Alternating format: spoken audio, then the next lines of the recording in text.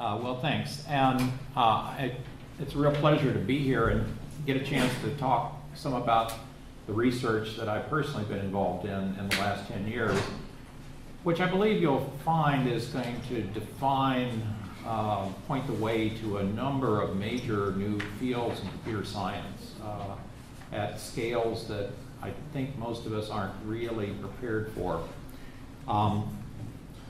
This goes back to when we first started Cal IP2 in the year 2000. We had, of course, put a proposal together what we were going to do, and one of the main themes was digitally enabled genomic medicine, and this is in fact a slide from 2001 that I used, and you can see that big thing on the arm was a startup called Body Media, which is still one of the leading groups and companies today reading out your body. But the whole concept was, remember this is 2 years before cellular internet is introduced in the United States and San Diego and Washington, D.C. by Verizon with Qualcomm's 1xeVTO. But we saw that there was going to be massive penetration of wireless, that you'd be able to read out your bodies with a whole new set of sensors that would be developed as miniaturization continued and nanotechnology came in. And we had a model for this, which is our cars. Now, most of you, well, Ron, okay, but most of you weren't born when I was a teenager and dealing with cars, and you waited until smoke came out from under the hood, and then you realized you had a symptom. And you'd go to the garage and they'd say, oh, you burned out the rings, oh, this is terrible, you know, this is going to cost you, and so forth. You'll notice that's not what happens anymore. What happens is we've digitized cars. So there are 100 sensors, computers, actuators, 5 sub-networks in the car.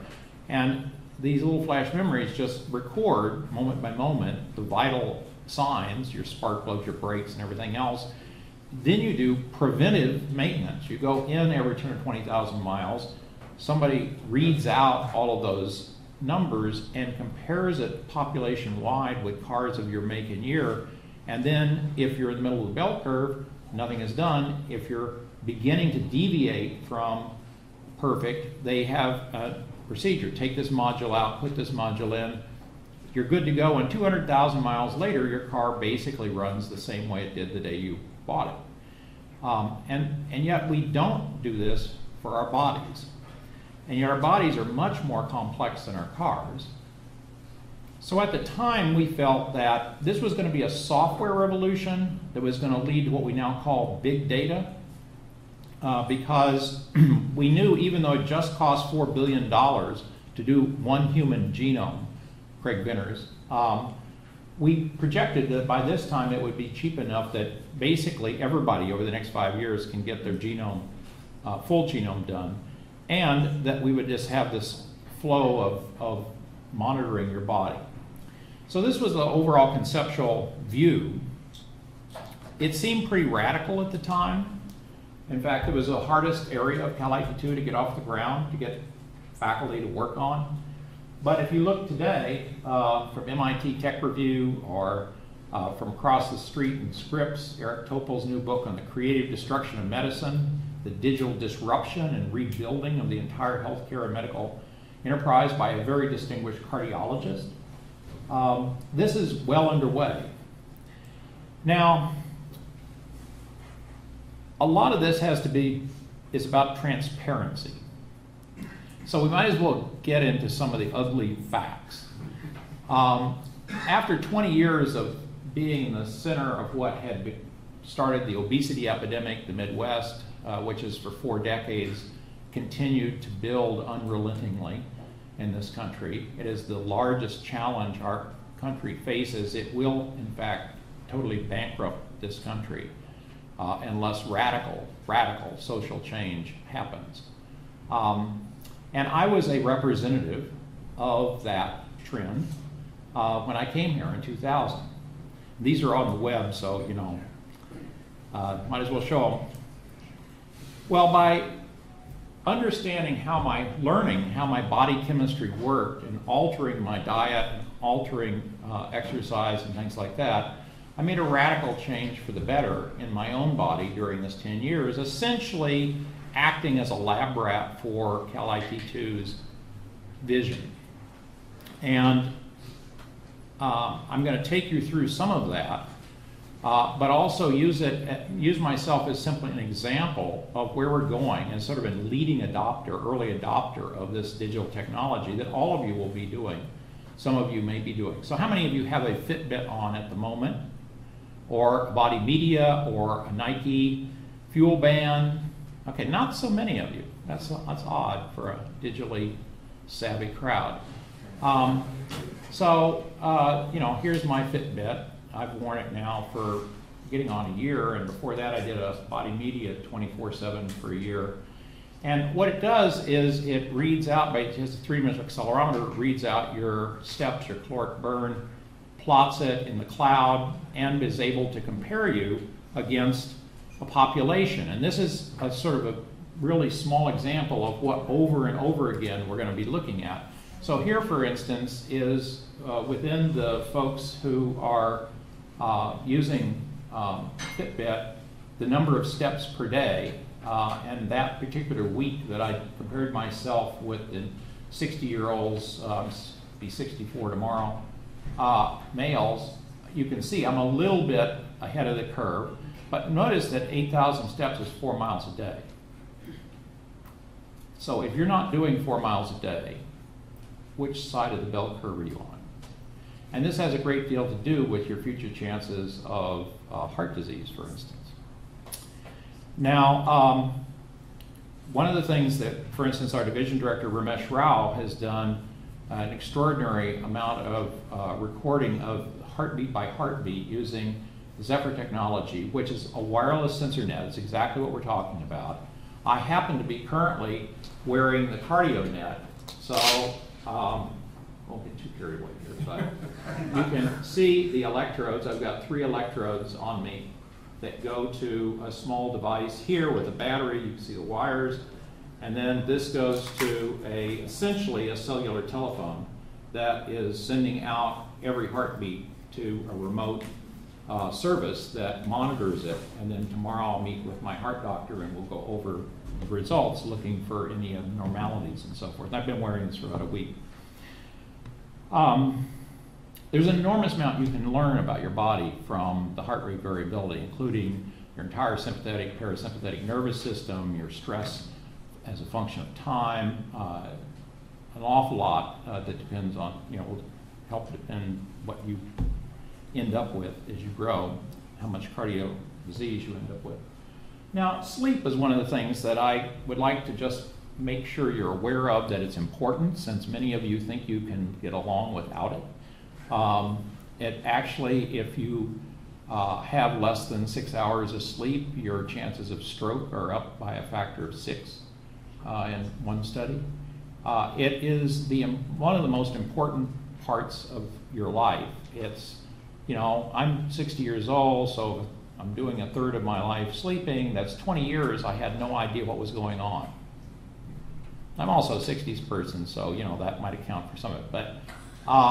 But seriously, a third of your life, you have no clue, and yet that's when your body is regenerating itself. Your brain is sorting through all of the stuff that's going on and resorting it, getting ready for the next day, doing memories and so forth. So wearing a Zeo, which I've done now for 500 nights, is a little sensor that goes on your forehead, and this gives you the printout. This is one of my nights. Gray is light sleep, dark green is deep sleep, REM or dream sleep is the bright green, and waking is red. And there's a database now of over 10,000 Zeo users that they can compare exactly with, are you male, female, what age, and so forth. And you make discoveries. So, for instance, I actually have within this, at least according to this device, 50% of my sleep is in REM. Now, that's crazy. I mean, it's normally like 20%.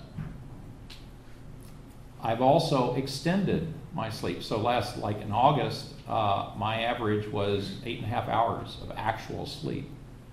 And so it used to be 6. And I can find that, you can see my REM starts somewhere around 3 or 4 in the morning. When you fly to the East Coast, and you get up at 6:30, and essentially you've wiped out all your REM.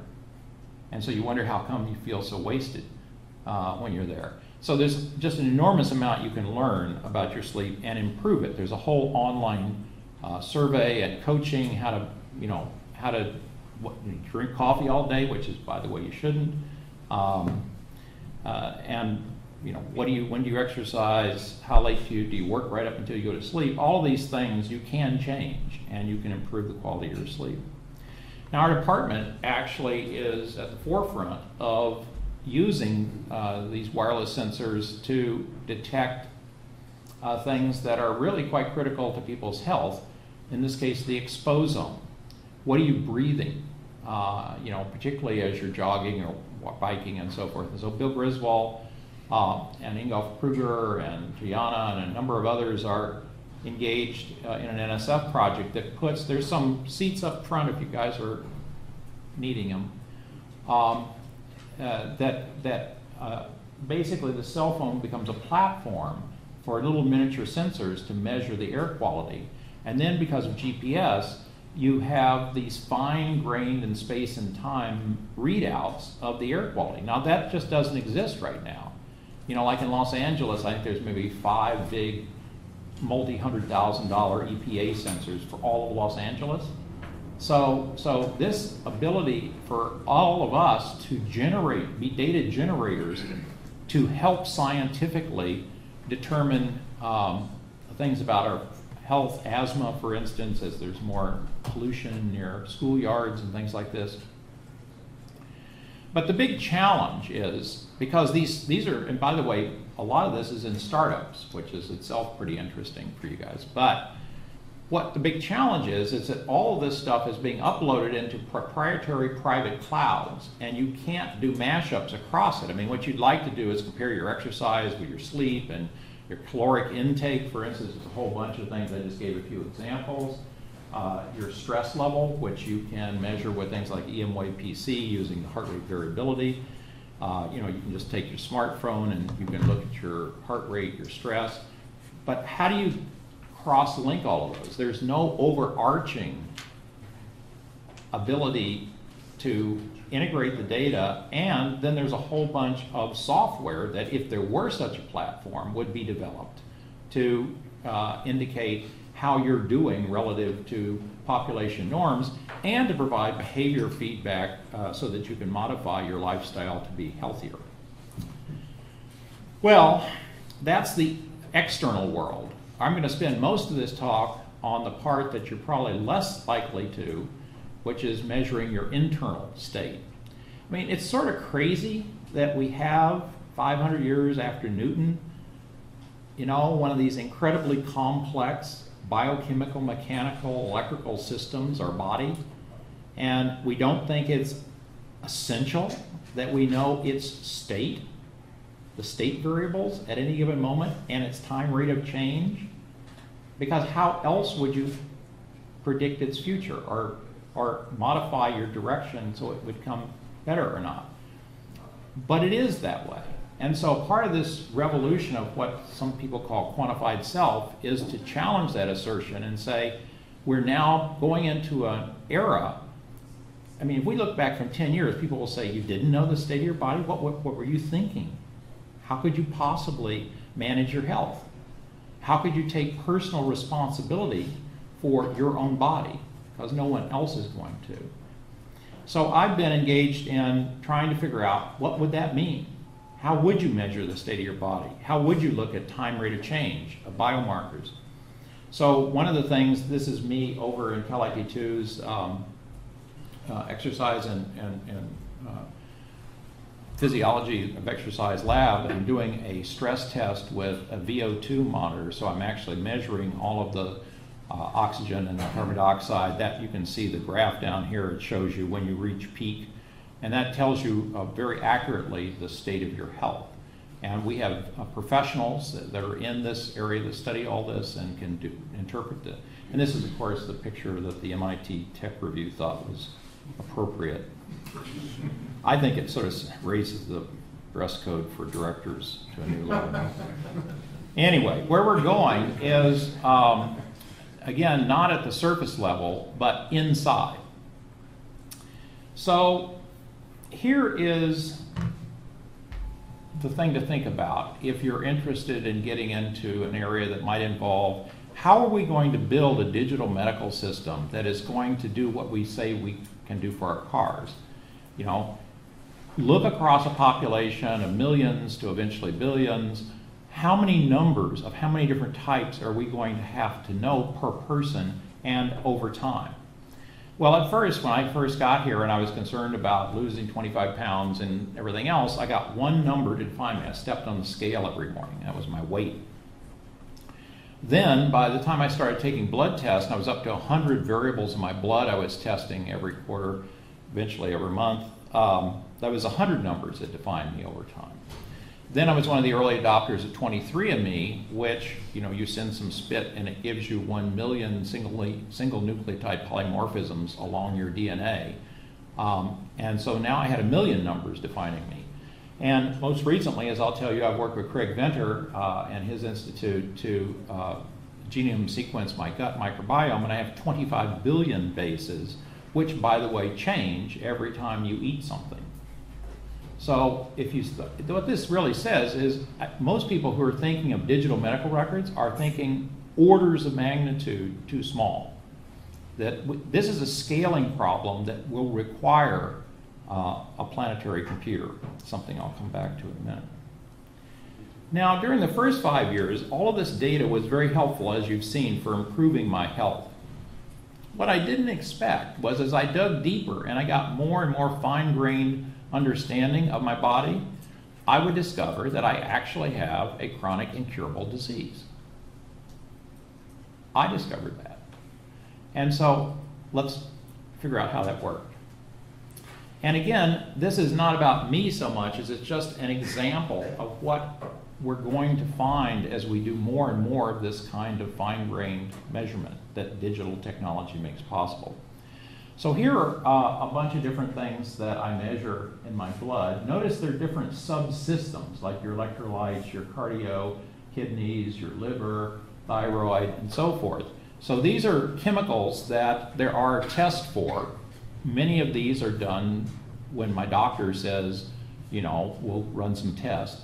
But as I began more sophisticated about what the different systems were, I realized there were data I needed that the doctor wasn't going to ask for and the insurance wasn't going to provide me for. And the revelation was, you can buy them yourself. You don't need a doctor. You don't need a hospital. So 1/4 of all blood tests in the US are already outside of hospitals or insurance companies. So, you know, this is a big trend that seems to be very invisible. So many people don't think they can go and find a test that is logically needed to them to tell the state of their body unless they can convince a doctor to do it. That's just wrong. There's plenty of places around town here, dozens, that'll go and take your blood if you give them money. And they'll send you a little kit from, there's lots of online web services that do this. I don't draw my own blood, you know, this is just quite normal in a way. Well, out of these 100, after I've done them every quarter for a number of years, I realized that only 1 out of 100 complex reactive protein was way out of normal bounds. Now, here's the graph. Each of those dots is a blood draw on me.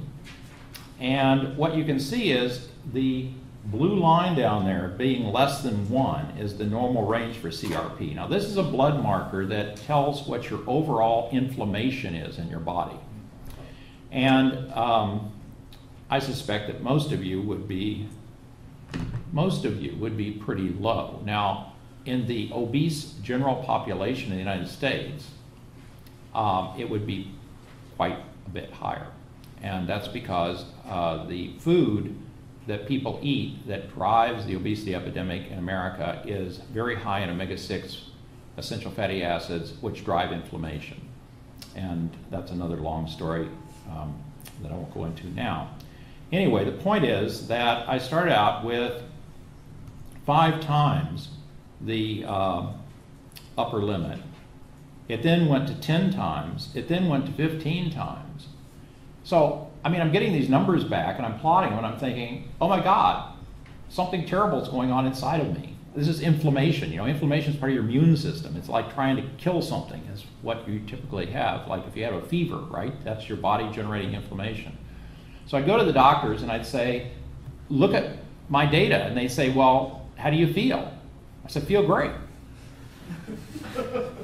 And they said, well, do you have any symptoms? I said, no, I don't have any symptoms. I got data. And he said, well, that's academic. That's not useful. And so at about the time it hit 15X, I was giving a talk at a conference over the weekend, and I got in a severe pain in the lower left side. I thought it was appendicitis, but I was able to, even though I was doubled over in the worst pain I'd ever had in my life, I could crawl over to my computer and Google image appendix, and it turns out it's on the right side. So I knew it wasn't that. And so I dragged myself into the hospital when I got back here, somehow got back here, and said to the doctor, you're going to love this. I've got a symptom. And I hate all of you in the medical profession. No, I mean, well, I did at the time, actually. So they said, oh, you must have diverticulitis, and we'll give you antibiotics, and it'll be fine. So I got 10 days of antibiotics. Well, you can see that indeed the inflammation went down, but it went down to 5. It didn't go down to under 1. And then it kept growing back up. And I point this out to them, and they said, look, what do you want? You got 99 variables that are good and 1 that's bad? How, you know, what? Get out of here. I got sick people to deal with. So by January this year, it was up to 27 times. Now put that in perspective.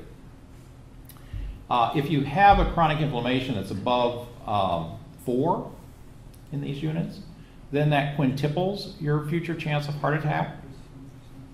So I'm up to 27. Well, again, I had antibiotics, but I have a discipline that I take the blood test and a stool test the day before I do something like start antibiotics, and then the day after I finish it. So I was able to show that actually my immune system dropped down to essentially 6 from 27 before I started taking antibiotics. Now believe me, if I hadn't done that test, that blood test, the doctor didn't ask me to do it, all right? Then the doctor would have taken total credit for the antibiotics having dropped my inflammation, right? This is why science actually helps in medicine, as unusual as it might be. So then I thought, well, gee, what other window into my body could I look at? And I realized that stool is one of the most information-rich material in your body, because by dry weight, 40 to 50% of it is bacteria. Each bacteria is 1 to 10 million bases of DNA, so there is a huge data storage per gram in your stool. But one of the things it has is your large intestine is your largest immune organ.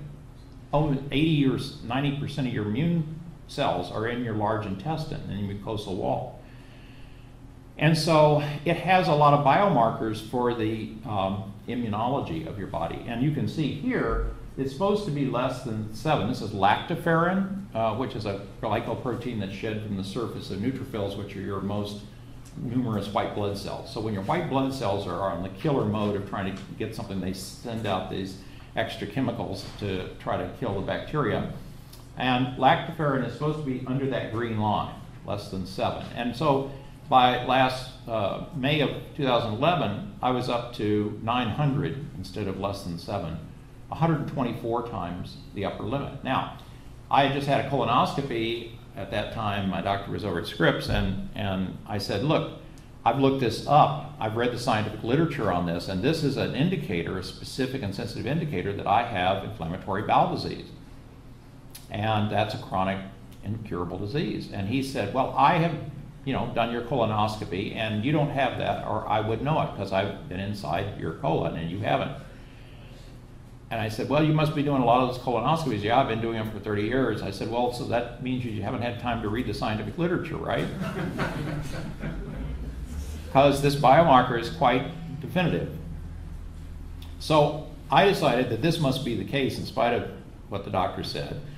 And so I then got an MRI with contrast agent. So you drink 3 bottles of barium sulfate and you get injected with contrast. Spend about 45 minutes in the tube.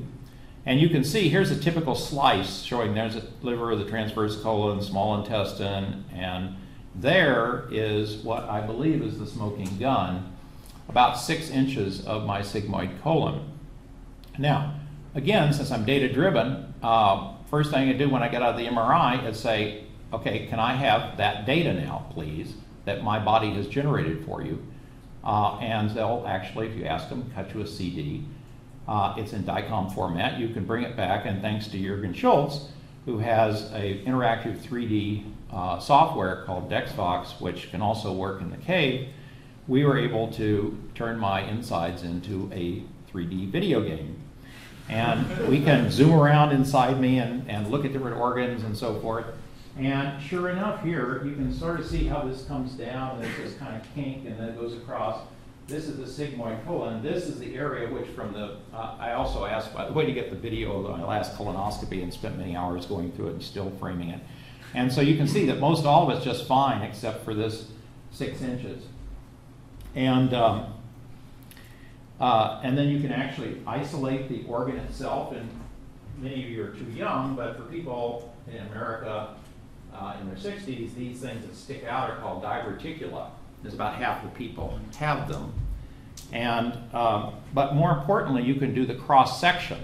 So I can actually go through with Jürgen's software and section my sigmoid colon, and what I'm looking for is whether the wall is inflamed, because that's the difference between the 2 forms of IBD, ulcerative colitis, which is sort of almost like a rash on the inside surface of your colon, and this, which Crohn's disease, which is actually the wall of the colon is intact by your white blood cells. This is a classic autoimmune disease. Your immune system starts to attack you.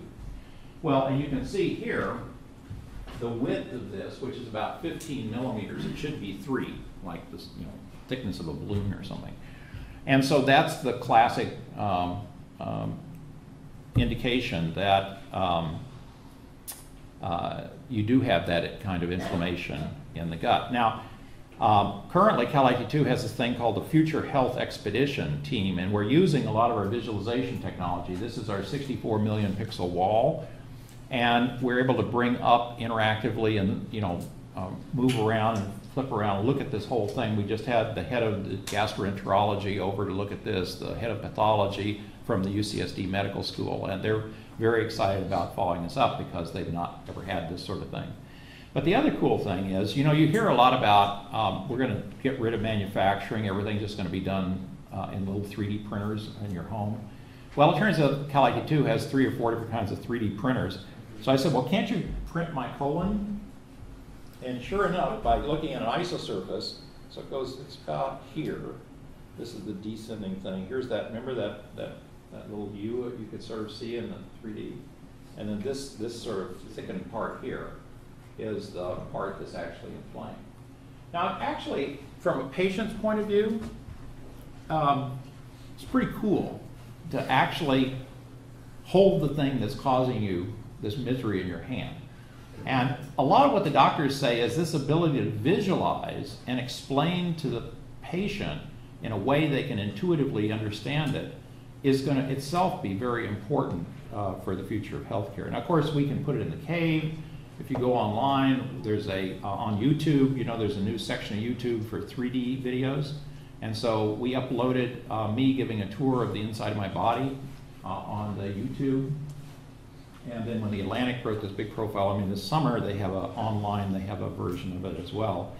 But the thing I've talked about for 10 years has been knowing that this is coming and knowing that there's digital archives with all of this data all over the hospitals all over the country. You ought to be able to have artificial intelligence agents that are going in and when nobody else is looking at the data and measuring all of the various components and finding out what variation there is across populations, and then making that available to compare with biomarkers and genetics and so forth.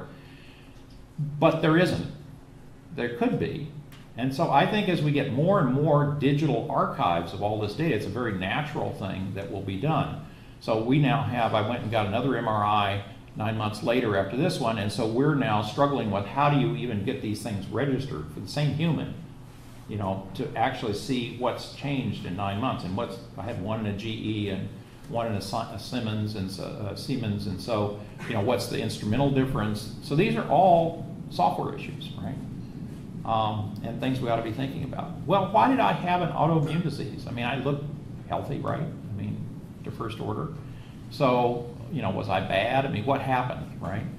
Well, you go and you look up in the literature, and there's a lot of literature on this because there's over 1 million Americans that have IBD, and there's 10% of our population that has one of 80 autoimmune diseases that the NIH recognizes. So it's, in fact, out of this, I mean, there's probably at least, I would guess, a dozen of you at least that have an autoimmune, whether you know it or not, maybe 20.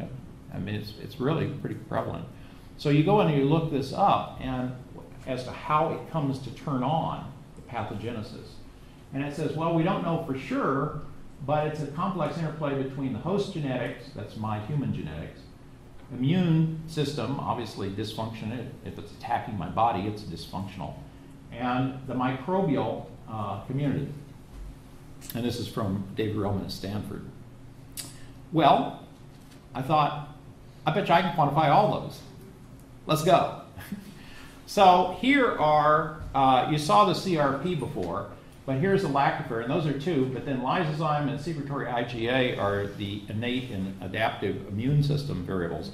And these are all variables in which we've normalized the range. This is me, of course, versus time. And if it's green, it's in the normal range. If it's orange, it's 1 to 10 times above the upper limit. If it's red, it's 10 to 100 times. And if it's purple, it's over 100 times. And you can see, 2010, this was relatively a good time. But that the last year has been, let's say, challenging.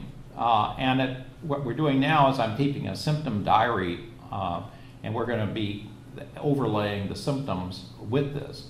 But this is your immune system being dysfunctional. So check. What about genetics and the host? Well, it turns out that because we can get 1 million of these single nucleotide polymorphisms just by measuring your spit, that's where 90% of all human variation occurs in your genome.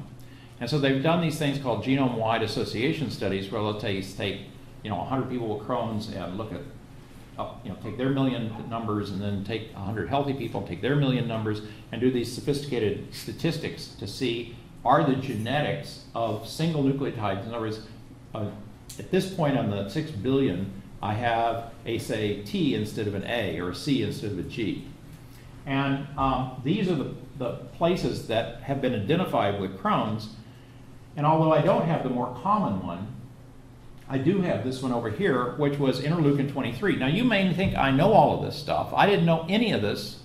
I had to educate myself by going to the medical literature, downloading the research articles, reading them, and figuring out, okay, what is an interleukin? Turns out it's a cytokine messenger molecule.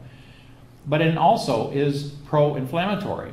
And then I say, well, okay, are there any articles that associate this particular thing with Crohn's? And here you have from Nature Medicine, interleukin 23, a master regulator in Crohn's disease. Aha, so check 2, dysfunctional immune system, predisposition in my human DNA to have this. What about the microbes? Well, that's a little more difficult. And this is, from here on would be, I would say, don't try this at home. It's still way too complicated. But over the last 3 to 5 years, it has been the fastest growing part of the budget at the National Institutes of Health. It's called the Human Microbiome Program. And the first set of articles were just published this June in 2012 in special issues of Science and Nature on the results. And in fact, this is August in The Economist. Now, who would have thought the human microbiome is front page cover of a UK, political economy journal? But it's, of course, because they think it is, in fact, going to radically change everything about medicine. The reason is your human cells are only 10% of your body. 90% are these microbes, almost all in your gut. And so I said, well, okay, let's see if we can do this. So I shipped off in dry ice a sample to the J. Craig Venter Institute in Maryland, I've worked with for a number of years. And then in April, I got back a 2 terabyte disk drive in FedEx with a 35 gigabyte file on it in what's called FastQ, which was the results. And they said, okay, here you go, good luck. Well, fortunately, for 7 years, I've been the principal investigator of a Moore Foundation grant for microbial metagenomics, and we've established the World Center for it here over at Cal IT2. 5,000 users, 90 countries that come and blast their local microbe sequences against everybody in the world. So Weizong Li, who has his own NIH grant and is here at UCSD, has been working with me for these years, and so I was able to get him engaged with me. And as you'll see, first you have to read out the human stuff. There's only about 0.2%. And then you, fortunately, if you have a supercomputer center, it takes about a half a CPU year per person. So here's the software pipeline, which I will not go through in a lot of detail, except that you have to go through, at the NIH, they've got 3,000 to 5,000 full microbe and virus genomes. You basically have a set of data that is 230 million reads, each 101 bases. So think of, you have an A, T, C, and G for 100 units, and that's what the Illuminas give you. And then you have 230 million of those. So imagine you have a jigsaw puzzle with 230 million pieces, each 100 long. Now you can take those and align them with these full genomes, 1 to 10 million bases long for the microbes, for instance, and the virus, and then get another one, and so you can sort of figure out after the fact who's there. You could also assemble, which is a different approach. In any case, I got a grant from Mike to do supercomputer simulations on this. You can see we're using Gordon, which is their big data supercomputer. And we were able to compare, these are each a person, so cross here. Now what's really amazing to me is that what we're looking at is the phyla of the microbes. So like, you're all vertebrates, so are mice, so are fish. That's one phyla. All of these, which you can't read, are phylas for microbes. They're vastly more diverse than, big animals. And so in particular, the colors here are what percent of 100% of your microbes species are in which phyla. And what you can see in the healthy people is that these two dominate. These are the firmicutes and these are the bacteroides. But now look here, ulcerative colitis. Notice you don't have to read anything to get immediately that something's different. And these are the proteobacteria that include, among other things, E. coli. And the same with Crohn's. This orange, which are actinobacteria, which is a different phyla, dominate in a way you don't see anywhere else here. And then this is me. And what you'll notice is I'm not like anybody, although I do have overlaps. I do have some actinobacteria. I do have quite a bit of proteobacteria, but my bacteroides are up here are very, very deplenished from how prevalent they are in healthy people. So even at just this level of knowing what the species distribution and the ecology is, that you're getting entirely using digital computational techniques, tells you that there may be a diagnostic here, because there is no blood or stool diagnostic that you can take, that I'm aware of, that can tell you whether you have Crohn's or ulcerative colitis. But here, by just taking a simple stool sample, which I can guarantee you as someone who's had something like 50 blood samples taken, a stool sample, which I've done 20 of at least, is infinitely to be desired, much simpler, much less painful. Now, I won't go into a lot of detail because you don't really care, but just to show you what we're going to be learning as this becomes more easy to do over the next 5 to 10 years.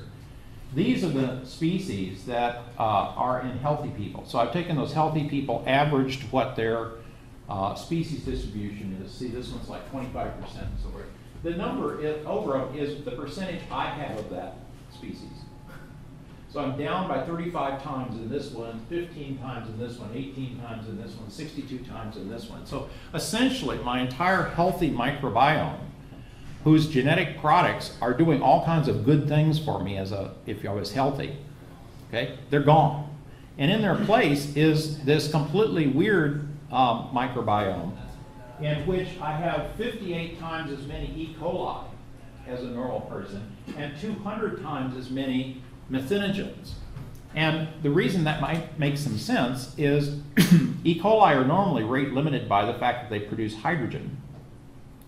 Methanogens love hydrogen because they make CH4, methane. And so they remove that constraint. And of course, since all the other microbes have been wiped out, there's all these eco-niches to fill up. And so this paired, very reduced diversity microbiome has taken over. But the half CPU year per person wasn't just to find the microbes, it's to actually find the genes. So we actually have a full catalog of the genes now in each of these people. And the breakthrough paper only back in 2010 was the first time that we had a genetic map of what are the genes in the microbes. Why do you care? Because there's 100 times as many genes in the microbes as there are in your human DNA. So to the extent you're thinking about yourself as a human, you're a 1%er. And each of those genes produces a service.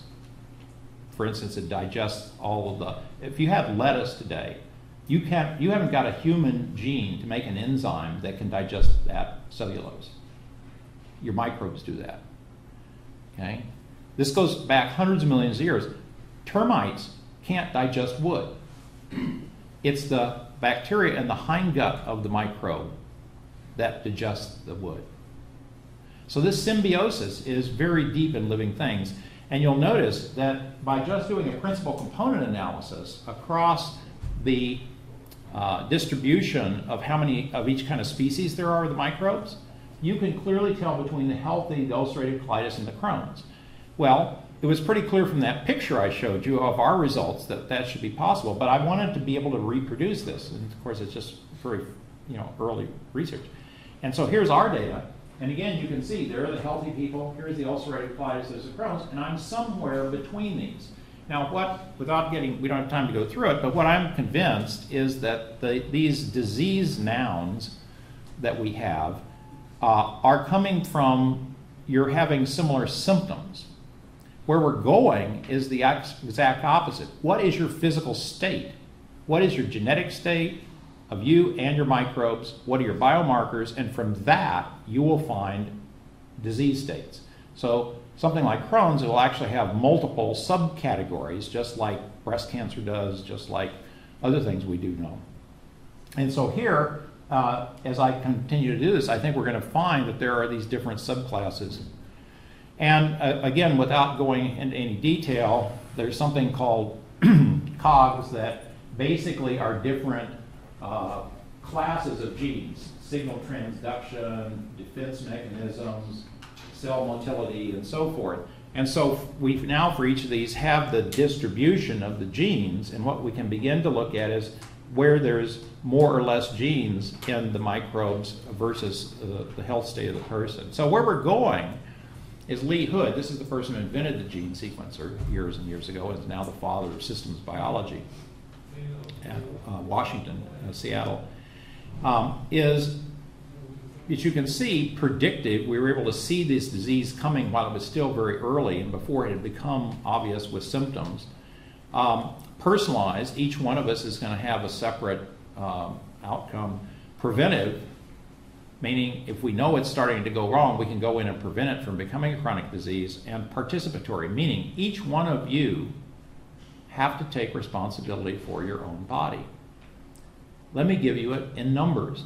There are 525,000 minutes in a year. Of that, maybe 50, if you're lucky, is with a doctor.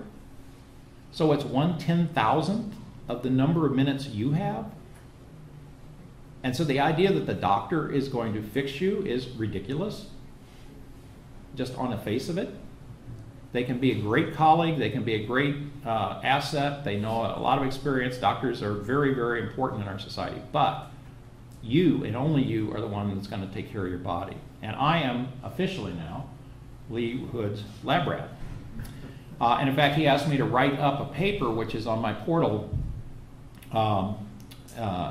that if you just go to lsmart.cal82.net and hit publications, you can download this. And this is, it takes you through how to quantify your body in all these different levels, and then 5 years of data for me. But now you may think I'm kind of crazy doing all this, right?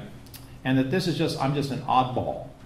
Well, this is Michael Snyder, who's the head of genetics at Stanford. And if you think that your universities are in competition with each other for who are going to be at the research frontiers, he's done 100 to 1,000 times as many markers as I have over 14 months. He did the entire human genome at 140x coverage, not just the millionth, a tenth of 1% that I did with the SNPs.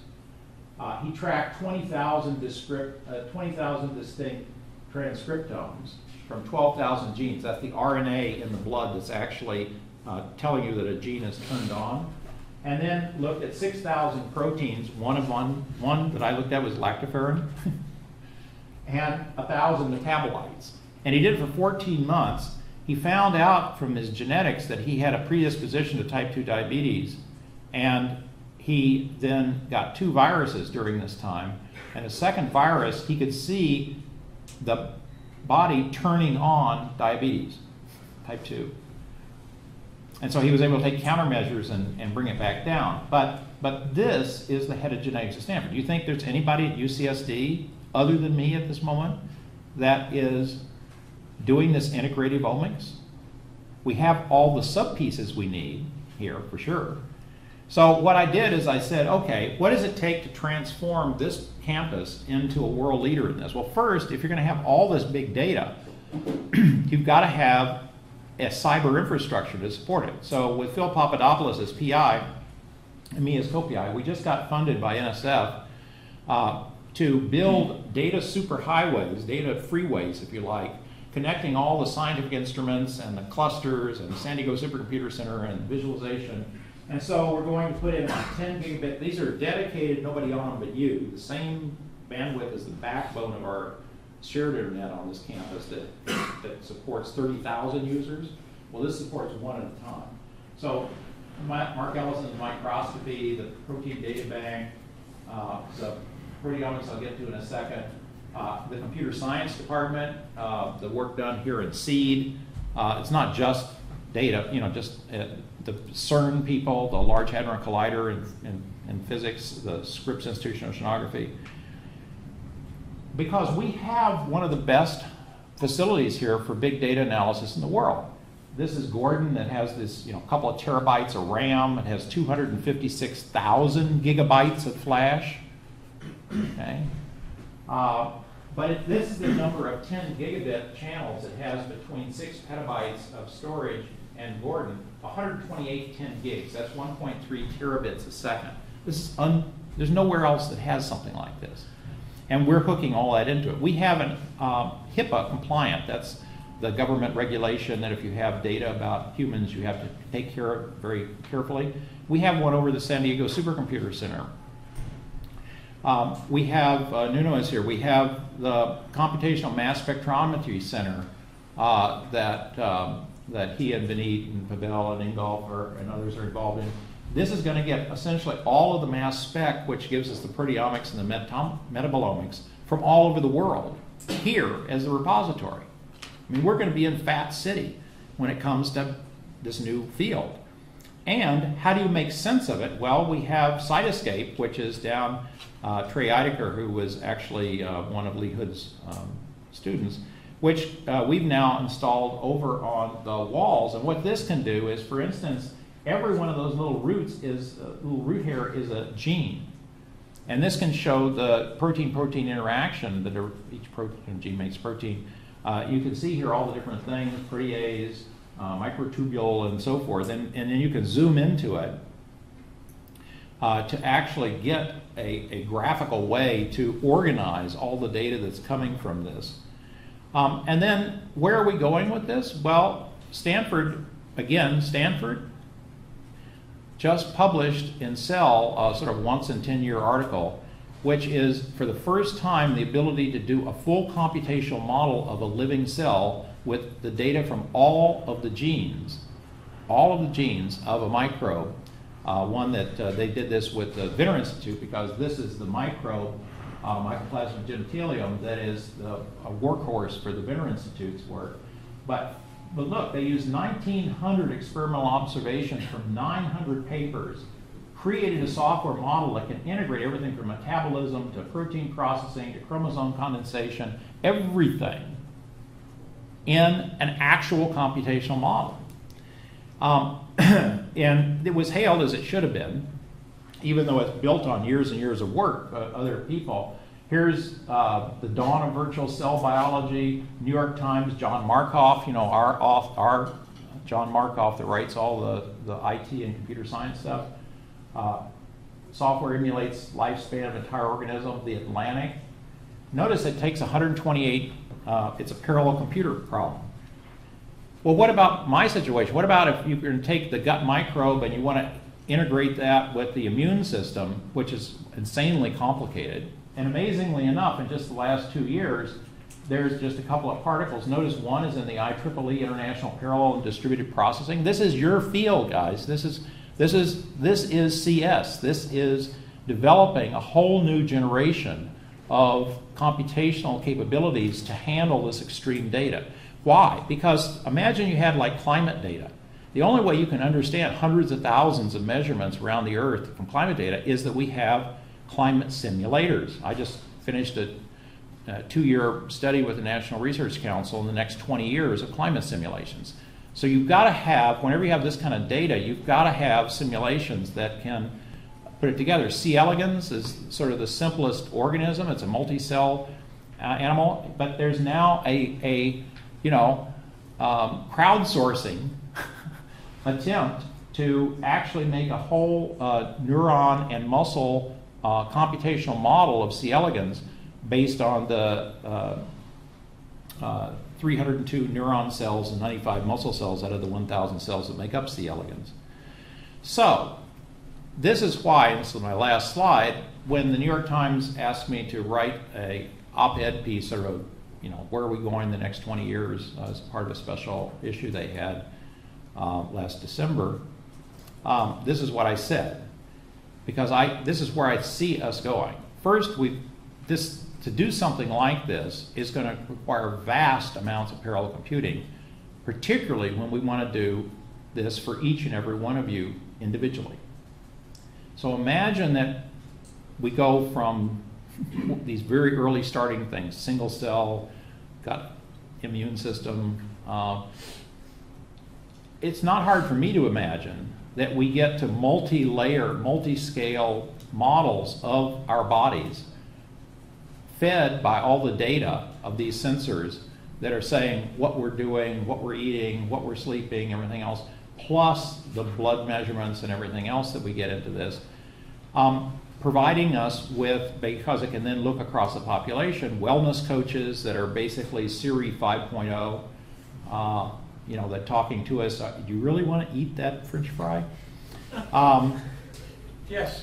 Well, fine, but the thing that you should be aware of is that there are consequences that you will spend the rest of your life with every time you make a choice about what to put in your mouth or what to breathe. And there's no getting away from that. All this is trying to do is make it clear that at the end of the day, you and only you have personal responsibility for your body, and there's a computer science revolution that you will live through in the next 10 to 20 years that will make that much more possible than it is today. Thanks.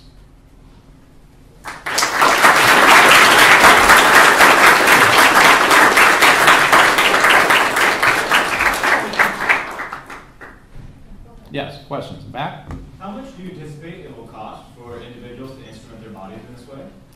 Well, the important point is that the costs are coming down very rapidly. So I'm dealing with a lot of startups who come to me that want to use me as a lab rat. So Immunological, which is one of the San Diego startups, right now when I go in and do blood, it takes, say, 4 vials to 12 vials, because each test has a separate vial, and it's hundreds of dollars for each test and so forth. With one blood drop, they can do 1,000 proteins. They'll soon be 5,000, and after that, in a couple of years, 20,000. And the cost of that is one measurement. So that price, if you thought of that as 5,000 different lab tests, which you can't even get today, that's going to be essentially for the same price as one of those.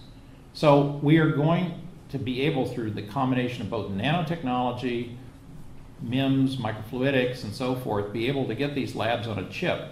So instead of having to send it out to a lab with a lot of people, which is why it costs a lot, you'll have it in-house, and it will be very cheap, and it'll be robotic. So I think these costs will go down a great deal. But also, what we don't know now is how to relate those numbers to your phenotype. In other words, how you are sick or well or anything else, because we don't have enough of a population-wide distribution. That, as we get more and more people doing this, that will happen. So for instance, I'm working with George Church at the Harvard Medical School. As part of the Personal Genome Project, I will be uploading, along with 100,000 other people, all of my medical records and all of this data, so that we begin to have something that we can work on as we get more and more data. And then again, 70% or so of the current healthcare costs in this country are going to treat people who have developed chronic diseases. If they don't develop them, that's really the only chance we have. And CDC says that the current rates of obesity, by 2030, 1/3 of Americans will have active type 2 diabetes. And there will be 13 states in which over 60% of the population is obese, not overweight. Yeah, with all these cheap sensors around, which is certainly the right projection, how is it useful to think about measurement error, given that the outliers are the most interesting things? Right.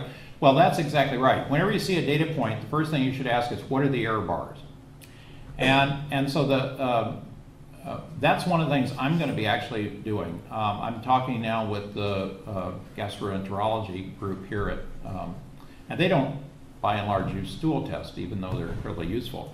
And so one of the things I'm going to be doing is biobanking every 2 weeks, my samples, and then being able to go in. That means you put them in 80 degree below zero lockers.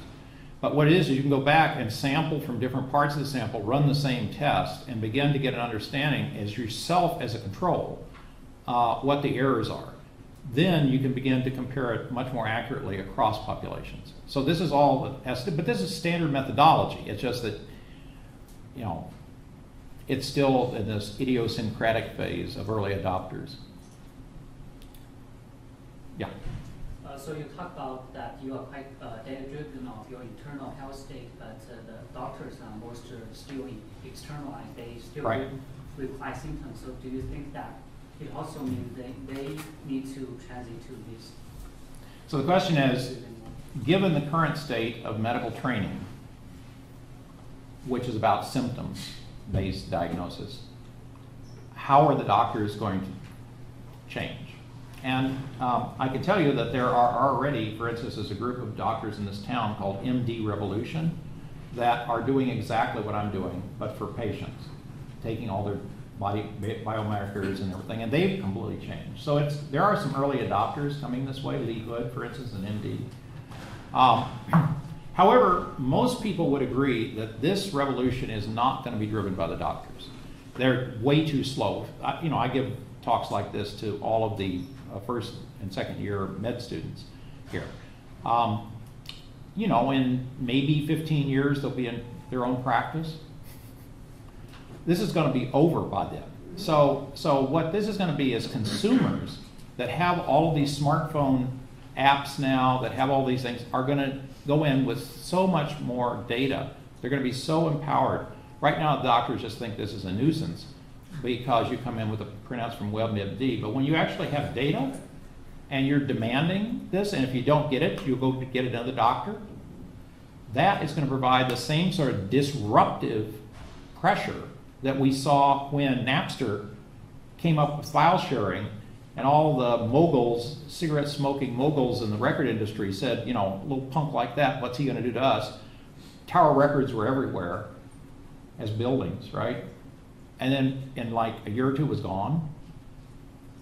This is the power of digital disruption. And it's going to happen to this just like it has happened to every other part of our society. And it usually is pressure from the outside. It's startups, not established companies. And I certainly expect it. In fact, you can see that that's what's going on right now. This is a huge area for startups.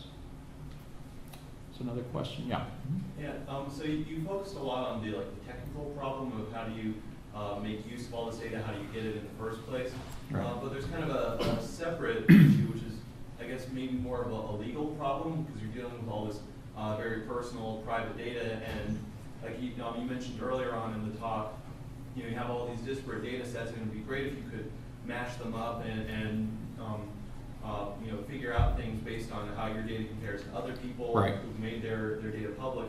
But how do you get people to actually make that data public when people are already concerned about, if I make this public, will my insurance company somehow be biased against me because now it's, yeah. you can see that I have a... Well, that's why we're early adopters.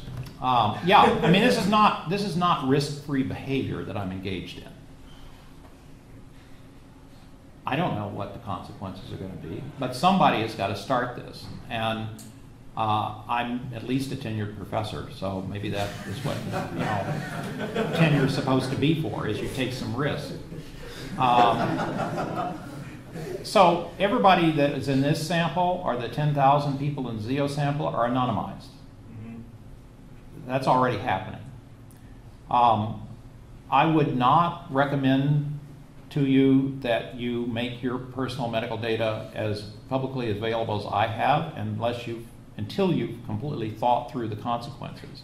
But there are, believe me, a lot of people who are doing that anyway, on patients like me. In other words, the chance that you will get more input from, in this case, there's 1 million people with what I have versus one doctor I've got, that's pretty good odds. And so that's one of the things driving people to share more. And of course, the existence of social networks. This is one of the big drivers in social networks. So I think there need to be fundamental legal changes in this country.